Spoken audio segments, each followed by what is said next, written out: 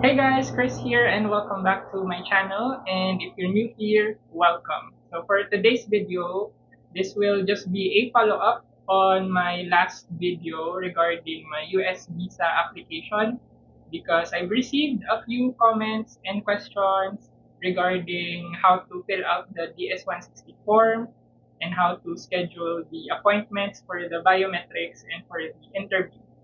So in this video, I hope to address those questions. But before we start, guys, I also want to take this opportunity to say thank you for allowing me to reach 500 subscribers. Yay!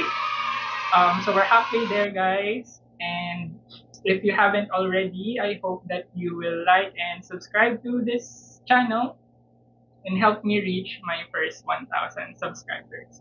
So, konti na lang, guys. Please subscribe.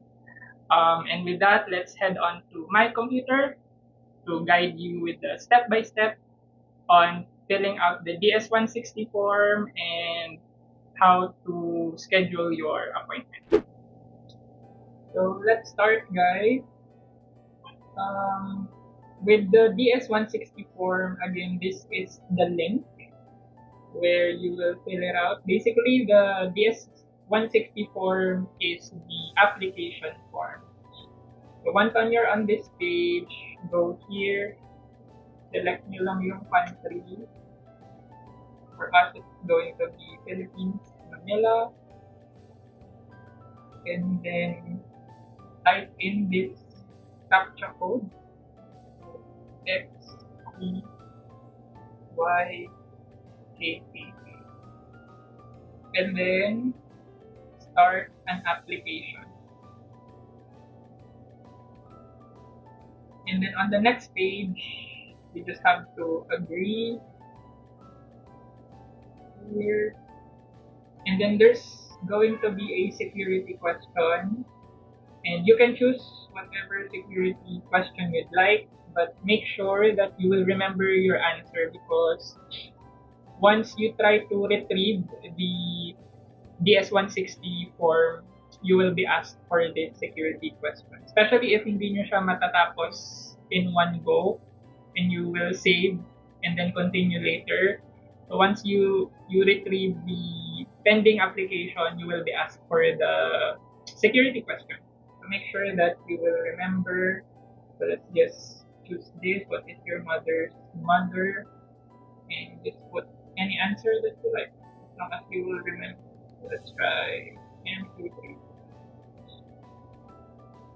And let's continue.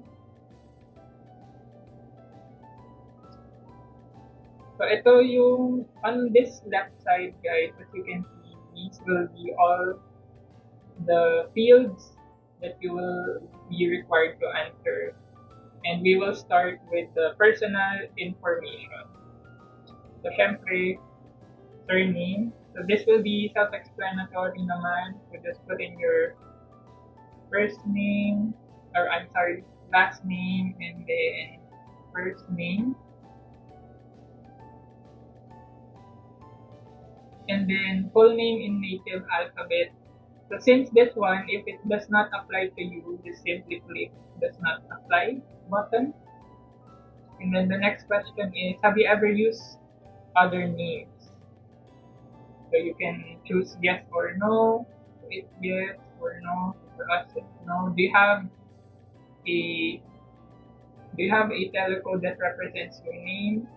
So again, it's up to you if it's going to be yes or no. So let's go for no for now. And then sex, male, marital status, single. And then for date of birth, so this will be day, month, year. Let's choose.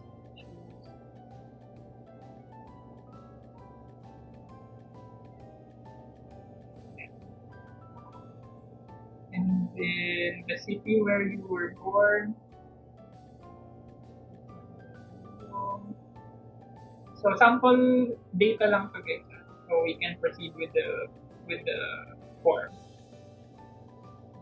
Province.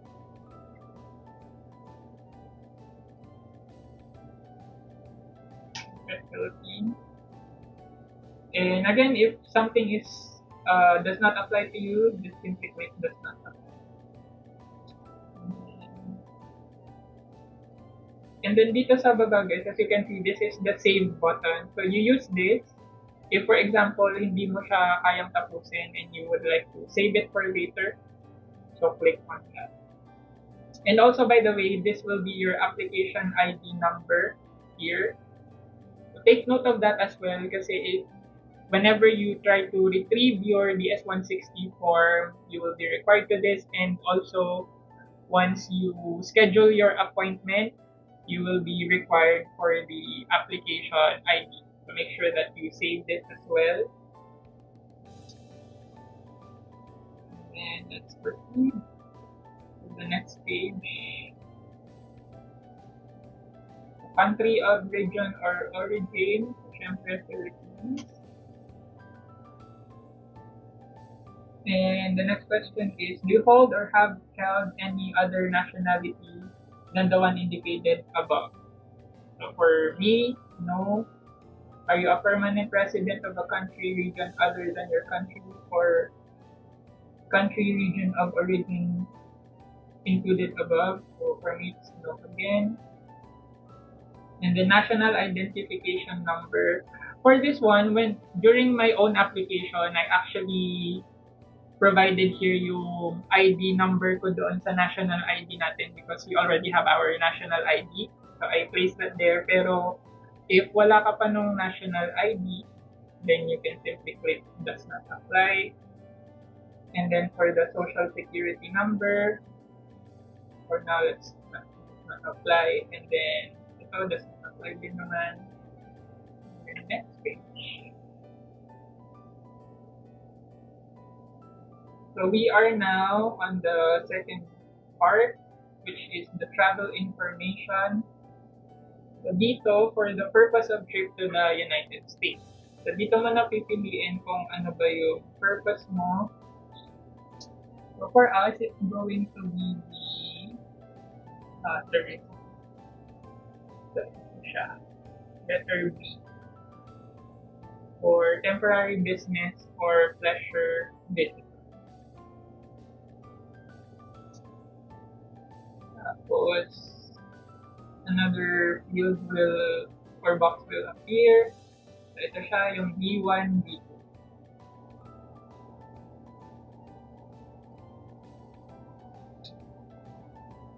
Tapos, yung next question, have you made specific travel plan?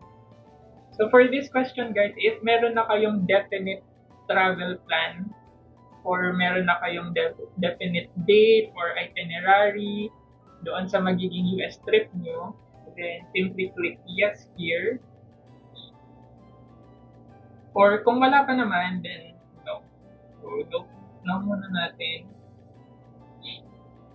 Kaya yun pala. So, pag ni-yes mo siya, mag-a-appear to, may mag-a-appear na additional question. So, you will be asked for your date of arrival in the United States. Tapos, syempre, if may flight ka na, yung arrival city mo, and then date of departure from the US. So, yung date kung kailan ka lilipad outside US pabalik ng country mo. And then, yung flight details and departure city. Tapos dito, you will indicate here the locations that you plan to visit in the United States. So that is if yes, kung may specific travel plans ka na. But if you do not have yet, you can simply click no, and ito naman yung magiging question. So dito naman, pag no, you will be asked for the intended date. Kumbaga yung initial plan mo. Which means na hindi naman to need na kailangan ito na yung final date mo, ito lang yung initial intention plan mo, which subject to change. So you can simply choose any date here. So you will be asked for your intended date of arrival. So let's just say, na lang tayo ng anything here. June 2025. Tapos, intended length of stay. So, kung weeks man yan, or days lang, or less than 24 hours, so let's say weeks, tapos lagyan natin dito 2 weeks. So, address where you will stay in the United States.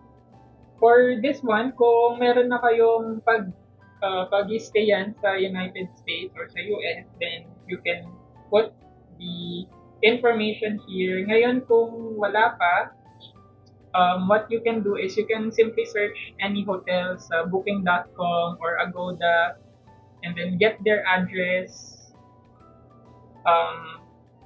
And yun, pwede mo siyang ilagay dito. And you do not need to book it or even save it, or parang ano ba yun, you do not need to have a booking confirmation. So mag-search lang kayo ng any hotel in the United States and then get their address here. So let's just say maglagay lang tayo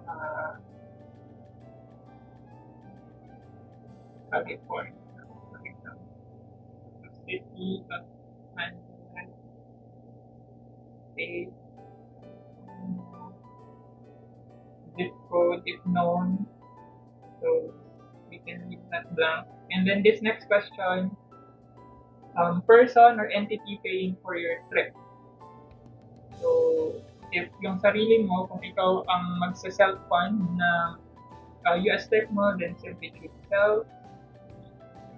Or if other person, for example, may mag-sponsor ng trip mo, then you can choose other person. And as you can see, mag-a-add siya ng additional information for that other person.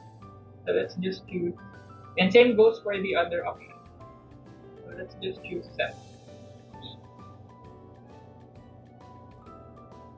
Tapos, pwede mo na din siyang i-save muna para just in case din biglang ma-disconnect ka or mawalan ka ng internet, at least nakasave na siya. So, pag binalikan mo, hindi ka na mag-uumpisa sa start. So, continue with the application.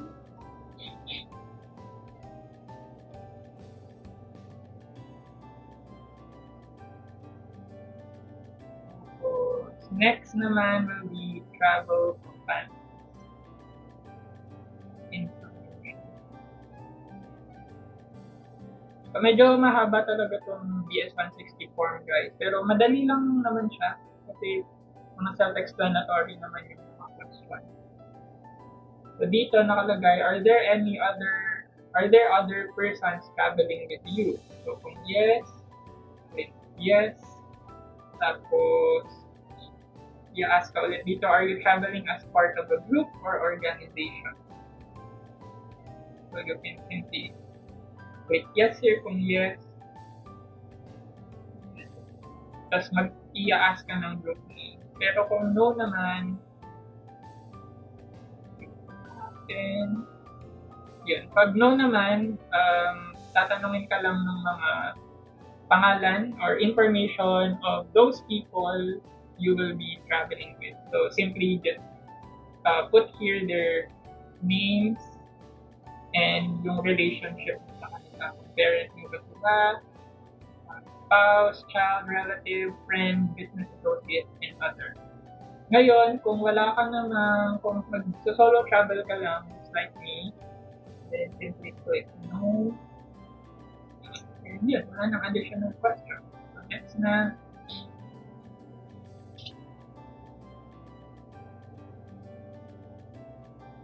So for this next field, it's going to be the previous US travel information. So I remember na merong nag-ask doon sa previous video ko about him having a old US visa from 1999 ata yun, and that he traveled to the United States before.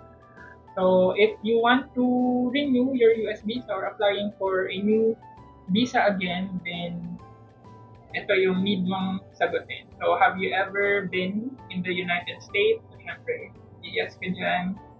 And have you ever been issued a US visa. So yes din.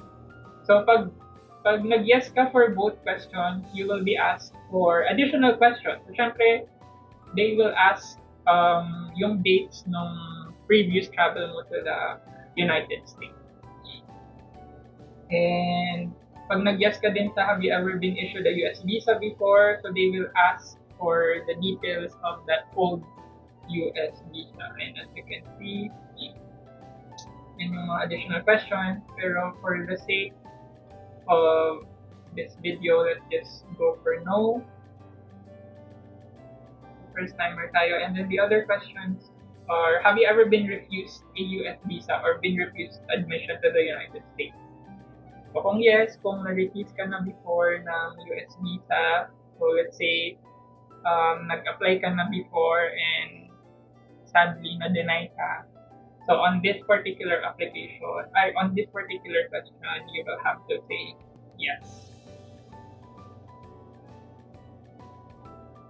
Kasi be honest guys, kasi kahit magsinungaling kayo dito, mag-no kayo, malalaman at malalaman nila yun because they already have their records.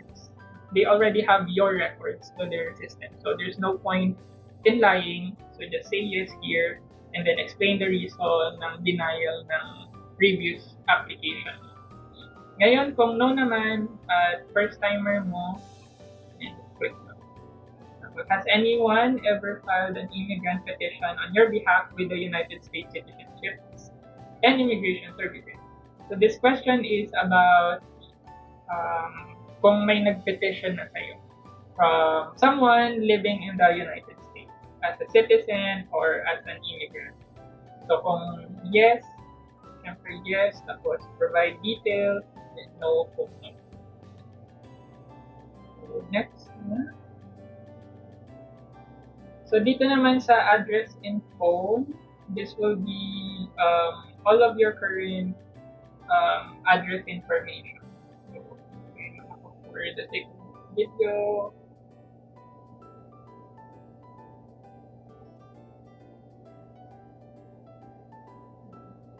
zero.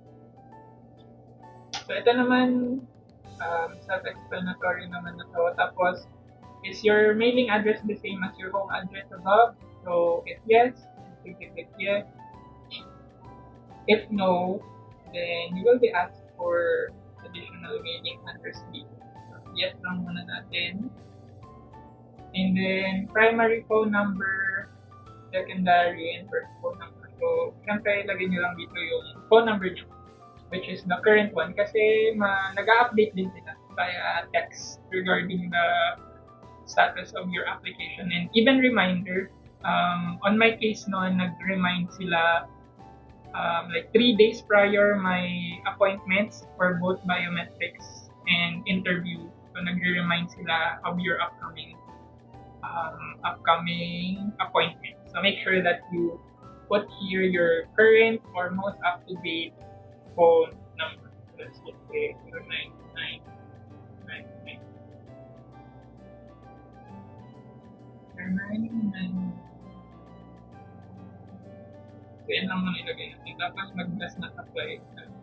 Pero ngayon, if meron ka namang secondary phone number at may separate kang work phone number, then feel free to put them in. And then, have you used any other phone numbers in the last 5 years? So, just say yes or no. Say no for now.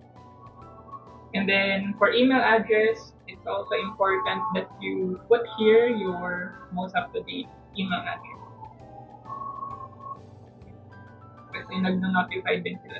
And if you have questions as well on your application, you can dito sila magsisend ng response mo on your question. Tapos, have you used any other email addresses in the last 5 years? So just say yes or no. Tapos, social media. So on this social media, you will be asked for your accounts. So, it's important din na maglagay kayo ng social media accounts nyo dito because it's one of those things that they really check. So, it's important as well na syempre, if magpo-provide kayo ng social media account nyo like Facebook and Instagram, make sure na naka-public muna sila. Okay? So, kung naka-private currently yung mga social media accounts nyo, i-public nyo muna for the meantime until matapos yung application nyo because this is really important. I think especially if marami kayong posts about your previous travels, it will really help na ibigay nyo yung social media accounts nyo dito para makita nung magba-background check. So, kunyari, Instagram, lagay nyo lang yung handle nyo dyan. Tapos, kung gusto nyo magdagdag ng Facebook or ng YouTube or any other social media na nandito, you can also add your LinkedIn, Flickr, for YouTube, kung meron kayo ng YouTube account. Again, make sure that they are in public for the meantime. For now, yan na lang. Tapos, kung next question, do you wish to provide information about your presence on any other websites or applications you have used within the last 5 years to create or share content? So, ito naman yung this question is about you sharing. Parang tinatanong nila dito kung may intention ka ba to share your information on any other websites or applications you have used within the last 5 years to create or share content. So I think this will be about if content creator ka ganyan or if nag-share ka ng information mo online. Ganyan. So I think that's going to be a yes. Tapos additional social media platforms. So let's say my YouTube channel currently. So you can put here your YouTube channel. Pero let's just go for no.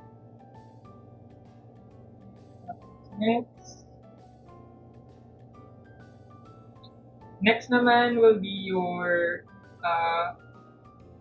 passport details. Meaning din yung mga passport information mo, like your travel. So select muna natin yung type. So for this one, we will be regular. Pero kung iba yung type ng passport mo, then feel free to choose the right. And then dito yung passport number.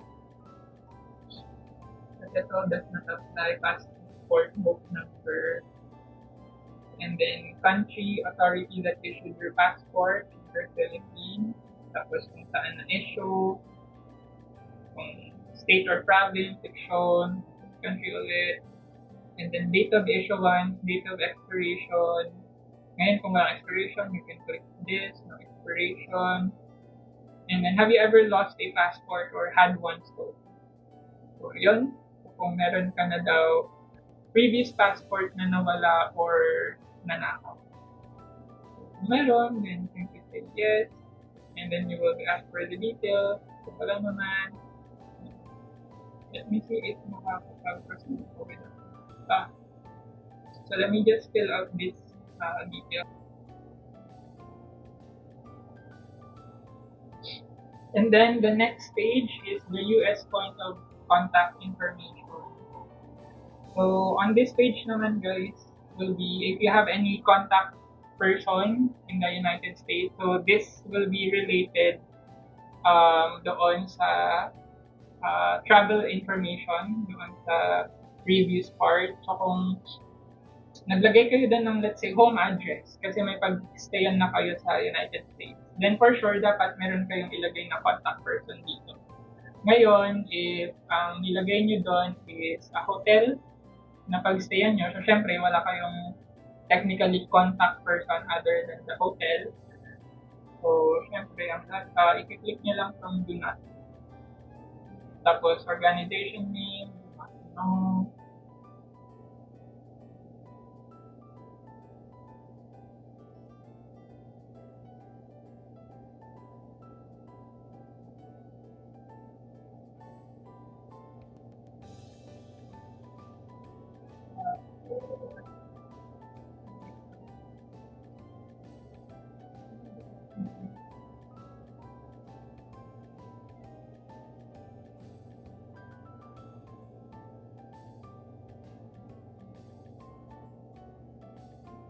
Ay, hindi palagay.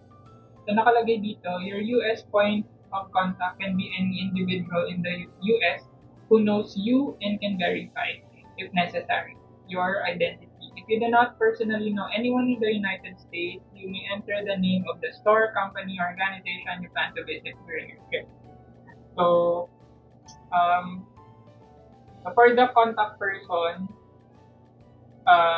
so again, if meron na kayong pagstayan or kakilala sa United States, then simply put your name here. Ngayon, kung wala, instead of do not know, kasi pag clinic mo yung do not know, parang i-ask ka naman ng organization name. So, I think mas safe na yung contact person. So, nakalagay naman dito, you can simply enter the name of the store, company, or organization you plan to visit during your trip.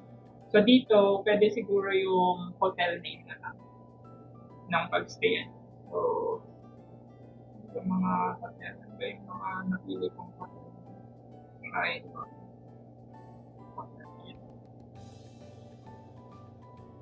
that the relationship to you is other na lang. And then, just simply put your address here.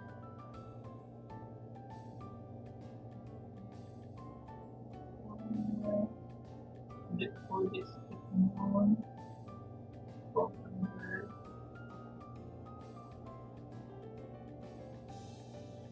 And then their email address. Just like that.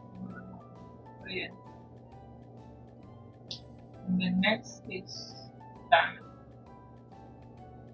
Ito naman is mga relatives nyo. Parang this is regardless if kasama mo sila or hindi. So this is just, I think, additional details for their background checking. So for now, let's say we do not know. Makapag-proceed tayo. Pero syempre, ilagay nyo pa rin yung details ng parents. And then, do you have any immediate relatives, not including parents, in the United States? No. Nakalagay din dito, if you are adopted, please provide the following information on your adopted parents. And then, do you have any other relatives in the United States? You can see, talagang double check nila yung question natin. Dalawang question. And the next is work detail or education. Ganyan. So, saang industry ka? Let's say, piliin mo lang yung industry mo.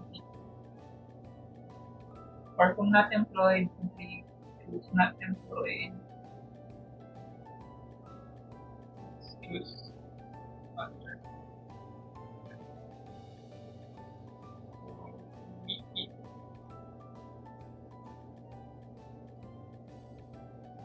Tapos, present employer or school name, BP or company. Siyempre, lagay niyo yung name ng individual.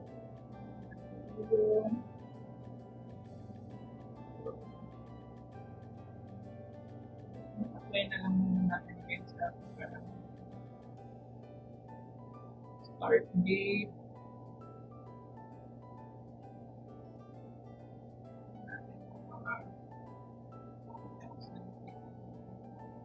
Monthly income, lagay nyo dito kung alam nyo yung monthly income nyo, nakapay na muna. And then describe your duties. So, simply describe here kung ano ba yung work nyo or kung anong ginagawa nyo sa work. So, let's just say,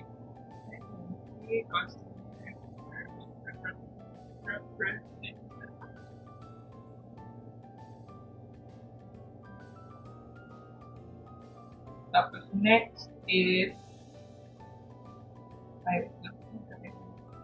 sa need ng phone number. So 6999 pala ng phone number.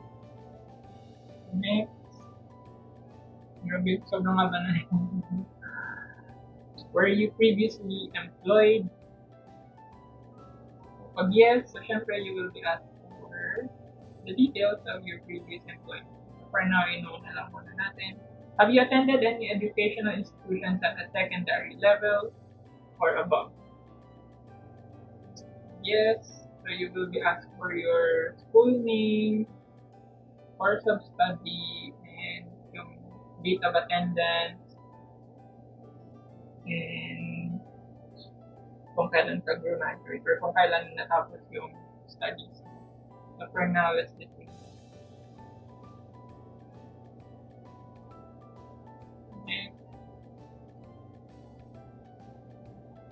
Do you belong to a clan or tribe? No. Provide a list of language you speak. So just say English,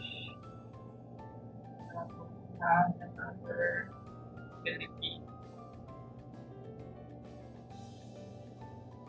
Have you traveled to any countries within the last 5 years? So yes or no lang dito kung meron na kayong previous trip within the last 5 years sa ibang bansa. So yes mo yan kung meron, and then select all the countries in the last 5 years na napuntahan mo na. Because this will really greatly help with your application. So it's important that you list down all the countries.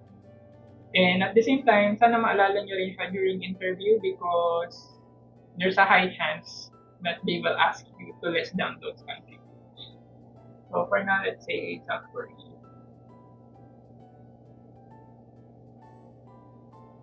Right.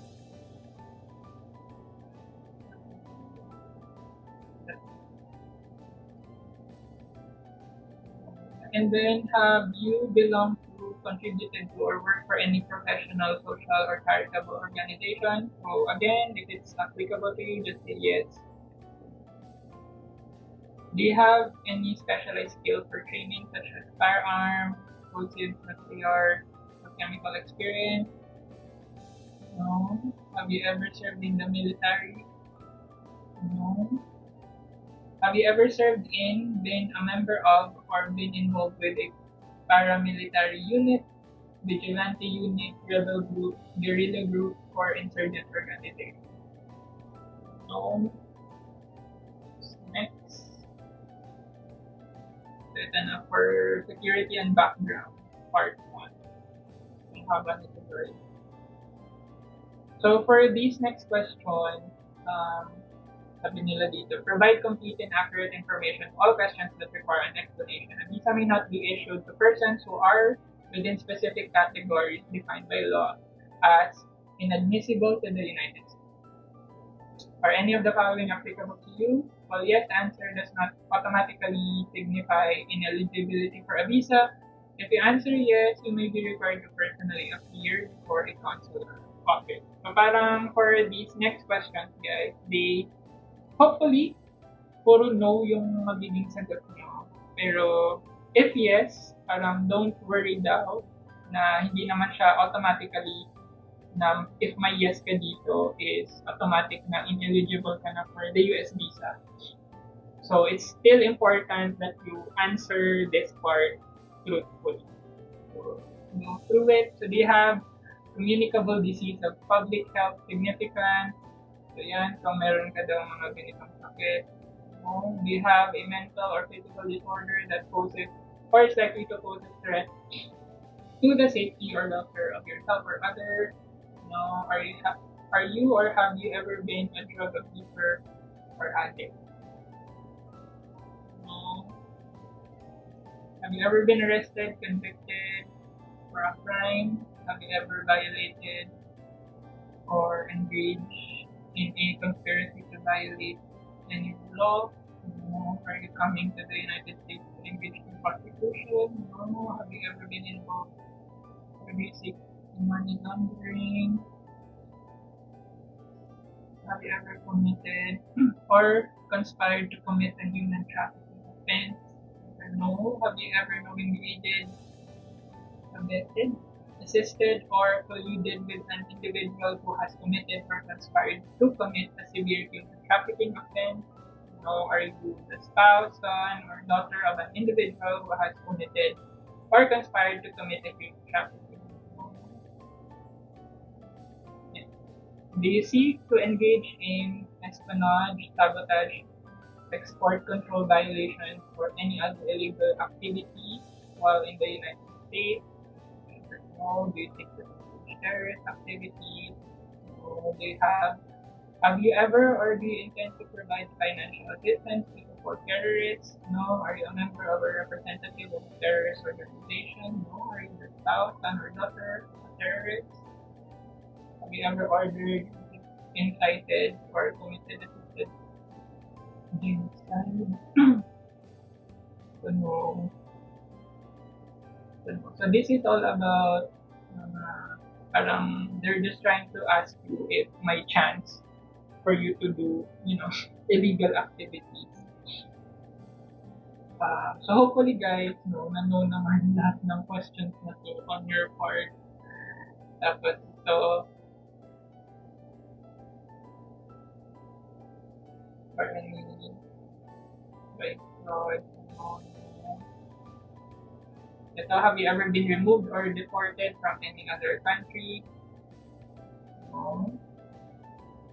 Last part, have you ever withheld custody of a U.S. citizen child outside the United States from a person granted legal custody by a U.S. court? Have you voted in the United States in violation of any law or regulation? No. Have you ever renounced United States citizenship to the purpose of avoiding taxation? Next. So, itong next guide will be uploading a photo.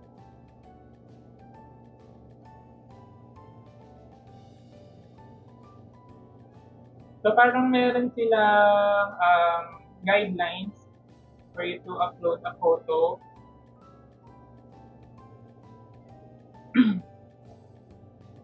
Ito, so you can click this link for the guideline. So, syempre dapat, itong photo na to is the same as the 2x2 picture. So, kung meron na kayong 2x2 picture and meron kayong digital copy of that 2x2 picture, then upload it here. Because if, ito yung guideline, so dapat nga 2x2, JPEG, white background,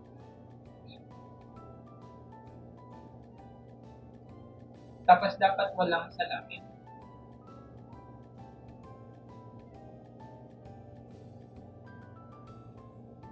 So, ito lang yung guideline.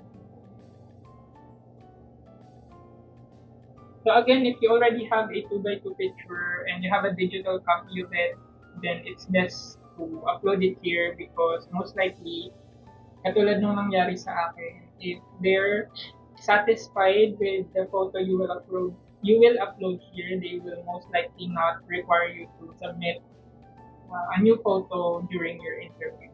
Pero syempre, para mas safe, just bring a 2x2 picture pa rin on your interview. Next. Pero I think you can opt to not upload a photo. Save lang muna natin.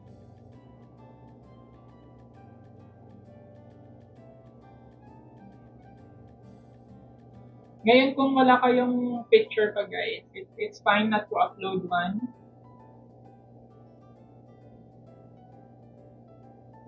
So, yan. So, you can continue to proceed without the picture.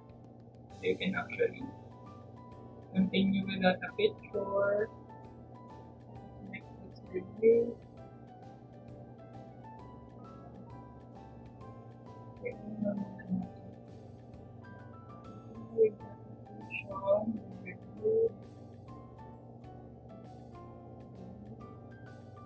So, ayan. So, merong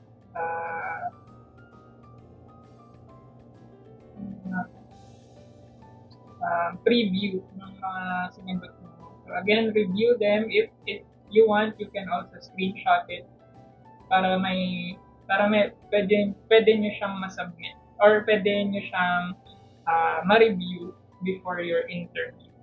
Kasi once you submitted this, hindi mo na siya ma-retrieve yung mga magiging sagot mo.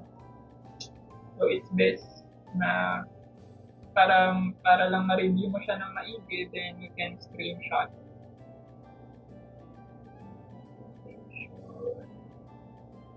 Tapos next, sign and submit.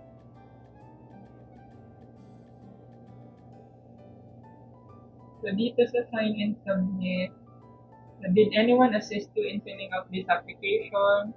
So if yes siya, then you will be asked for the name of the person or organization assisted you. So especially if nag-ask kayo ng help from, I think, a travel agency. So I think dito yung malalagay. Pero if no, then you can say no. Enter your passport number here.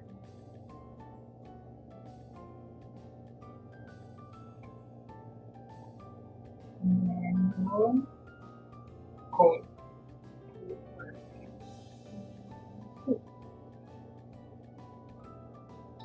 And then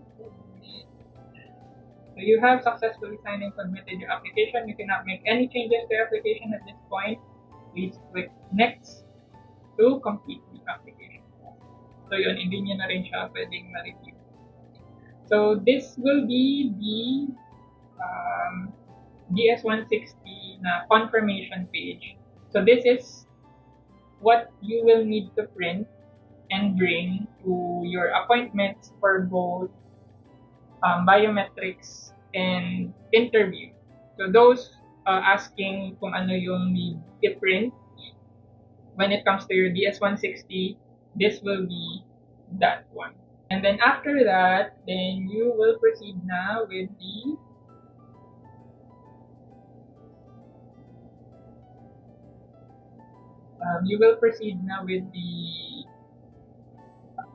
payment, syempre, and creating, scheduling your appointments.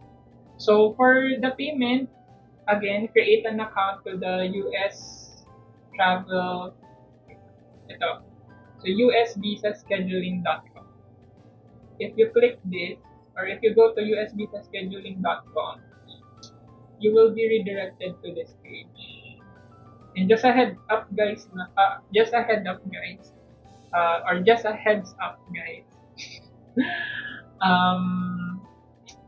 may mga times na matagal mag-load tong page na to. And I would really suggest to try to access this page during midnight because I believe one of yung nagko-cause ng issue when accessing this page is the traffic. So for sure, maraming nagtatry mag-access nito. And because of that, I would really suggest to access this page, US Travel or usvisascheduling.com during midnight because mas konti yung nag-access nito for sure. Para mas madali mag-load yung site because just like me, if in-access ko siya naman. Kanta na lang tayo dito.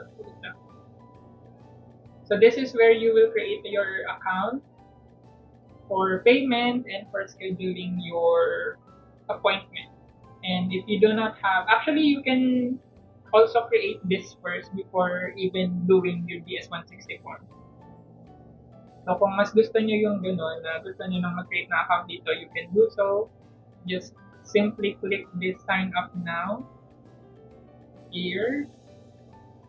And then you will be asked for your username and then a password, your email address. Once you place an email address here, click nyo tong send verification code. It will send you a verification code and then you will just type it here.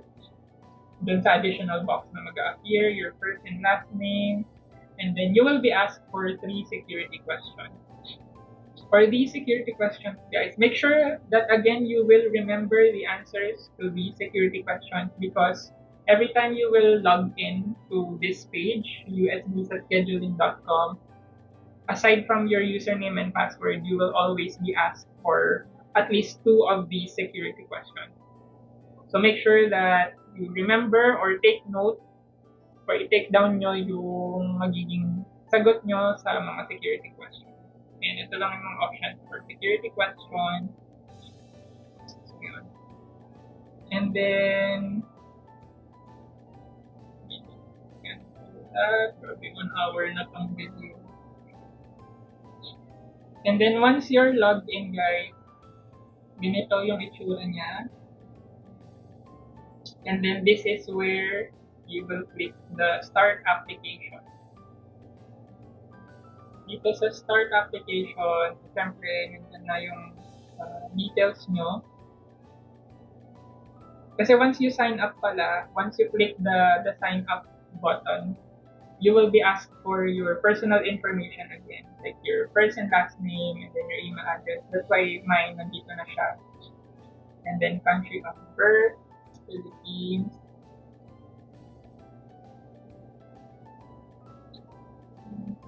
Okay, visa type will be non-immigrant. And then post category will be business and tourism. Regular, hindi nyo na lang to B1, B2. Next. Is your DS-160 confirmation number. So here. Next. Are you under the age of 14 or over the age of 79 at the time of your application? So, when applying as a family or group, all members must be able to answer yes to the following questions. I have a previous B1, B2 visa that I wish to renew.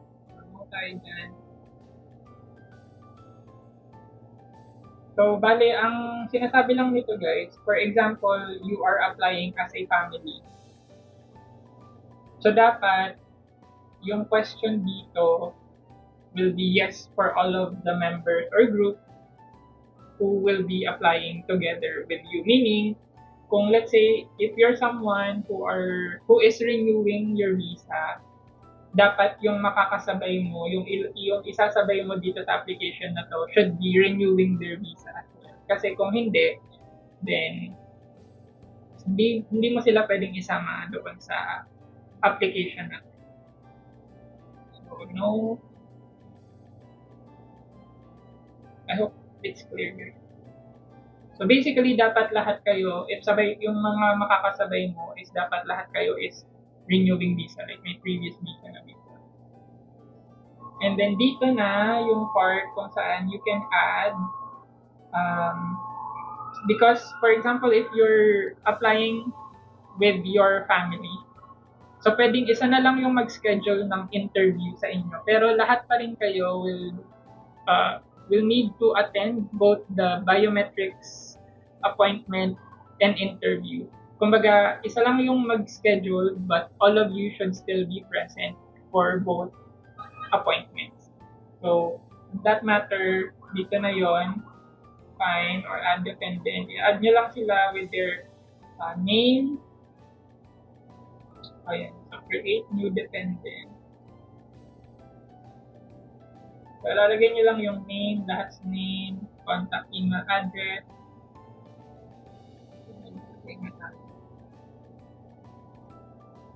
Okay.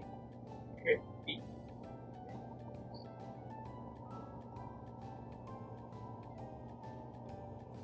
Preferred language, English.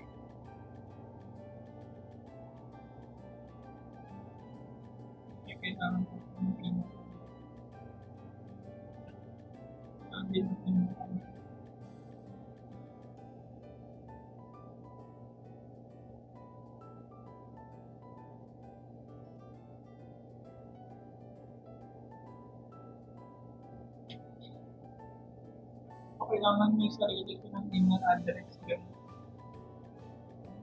Yes.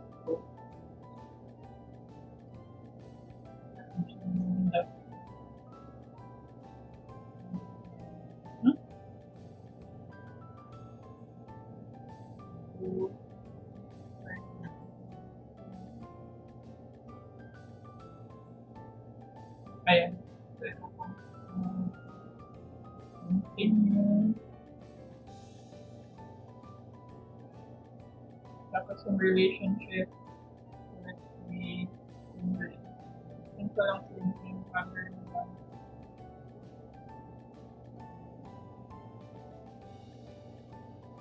So yun, so basically if you have companions na isasabay mo ng application mo, so you will be asked for all of their information here. And yun, so i-fill out nyo lang siya.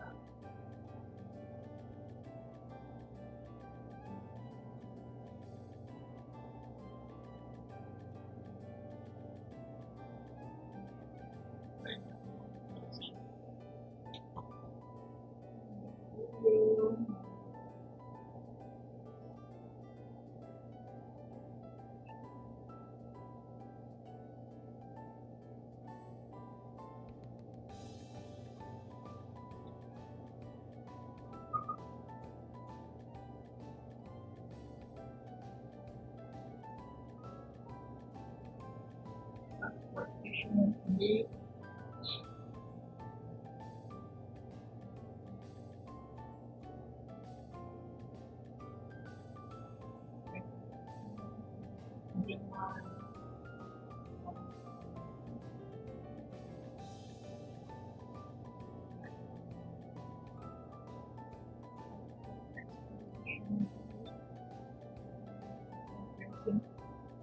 Ten years na.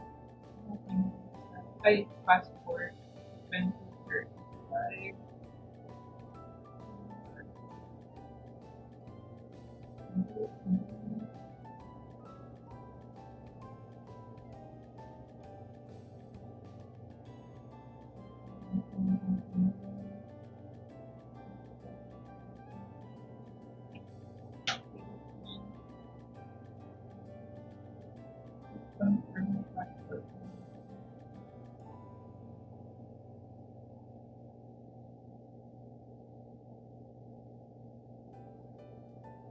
Same details lang nung kanina. Or I mean, same questions. Ayan. So that's how you add your family members in scheduling your appointment.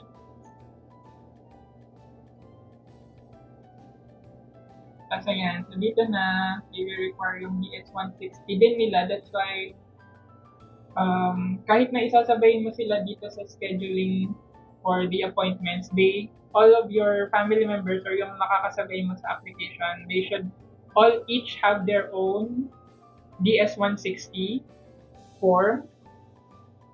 And syempre, each of you will still pay individually for the $185 fee.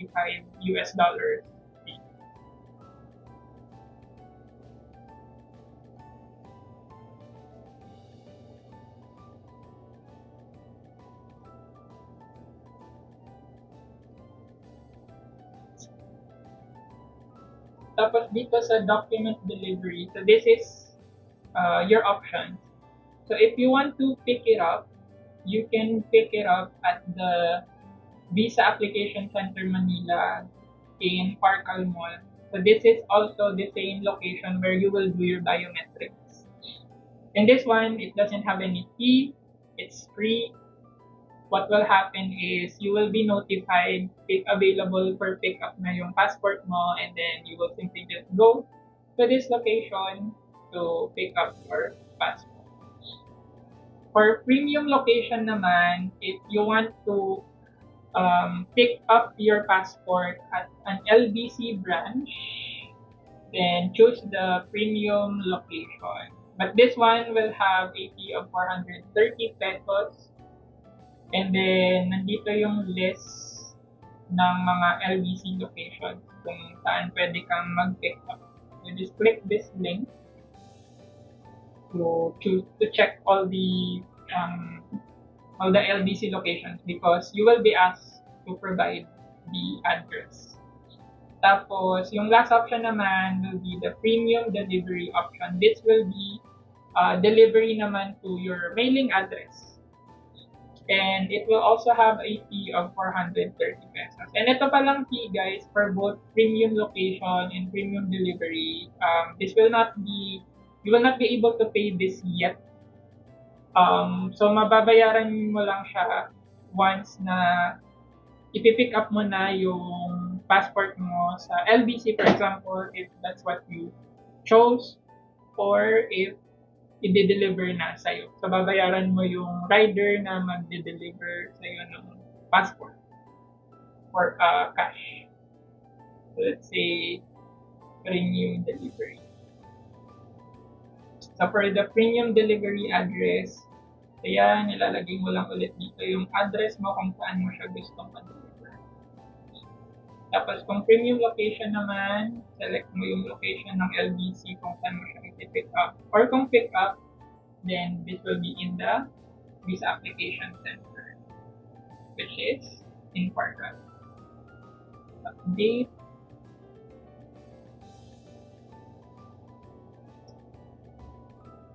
So, ayan na guys, the dependent, as you can see. Tapos, you have the option to edit your dependent's application profile or remove. Remove na lang.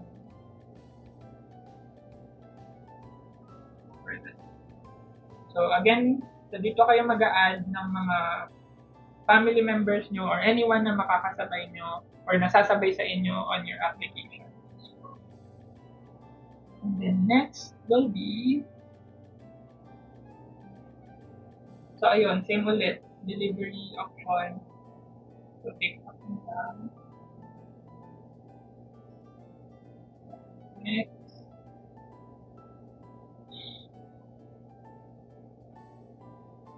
Ayan guys. So 185 USD. So mas mataas nyo yung pagitan. Grabe, 50 pesos. So if for example, today kayo magbabayad ng visa nyo, the 185 US dollars will be converted to 11,470 pesos or Philippine peso. So again, hindi pa included dito yung delivery fee if you will use the delivery fee.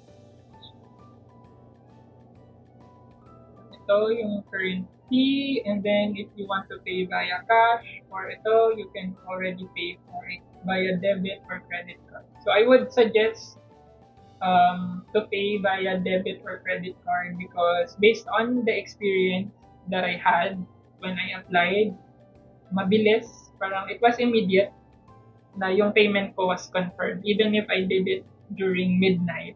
So na-confirm agad yung payment ko, and because of that, I was able to immediately schedule my appointment or choose the schedule of my appointments.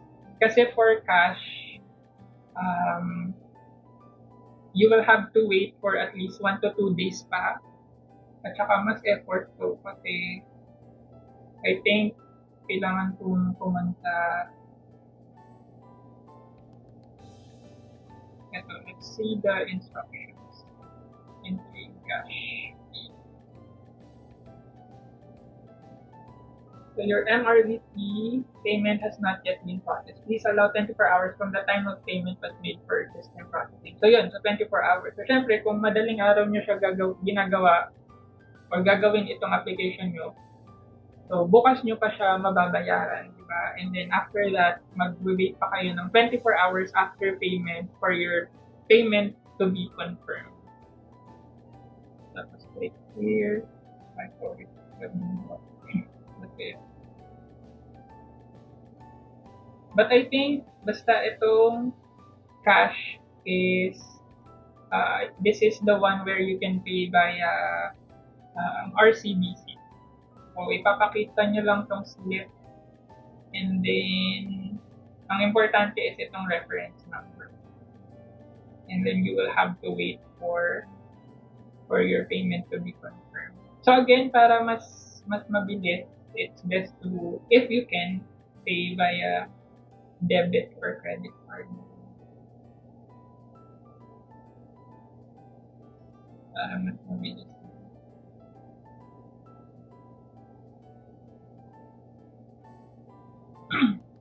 So let's move back.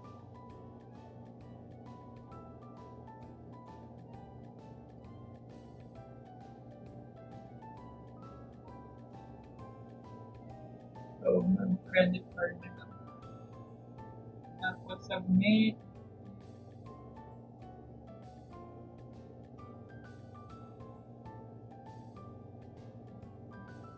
Click here to pay with your debit or credit card. So, dito ka na maglalagay ng iyong debit or credit card information. And then, yun. Once your payment is confirmed, dun ka na mabibigyan ng option to schedule for your appointments. Pero hindi ko na siya mapapakita sa inyo guys because I have to pay. Basically, you will not be able to proceed in scheduling your appointments without your visa fee payment being confirmed. So what will happen is that once your payment is confirmed, so dun ka na mabibigyan ng option to choose your schedule. So dalawang dates yung need mong piliin. So first will be the date of your biometrics. So syempre, once you choose the date of your biometrics, which will be the first date that you will be asked, yung next date na pipiliin nyo, which will be for your interview, make sure syempre na after siya noong date na pinili nyo for your biometrics. Kahit na let's say for example, merong earlier date. Pero if that earlier date is also earlier than your biometrics schedule, then syempre hindi siya mag-work guys kasi kailangan makapag-biometrics muna kayo before you can proceed with the interview. So, kunyari, for example, yung pipiliin yung biometric schedule will be January 20. So, kung January 20 yung biometric schedule nyo, dapat yung pipiliin yung schedule for the interview will be any dates after January 20.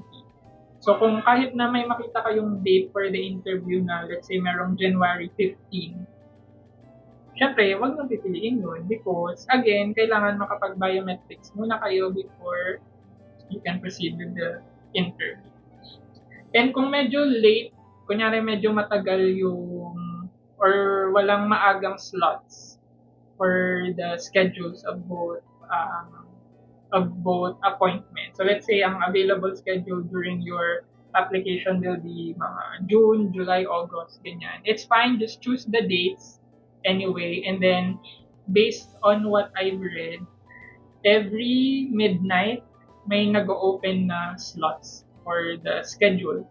So ganun na lang yung gawin nyo. Every midnight, try to check for the availability slots of the appointments.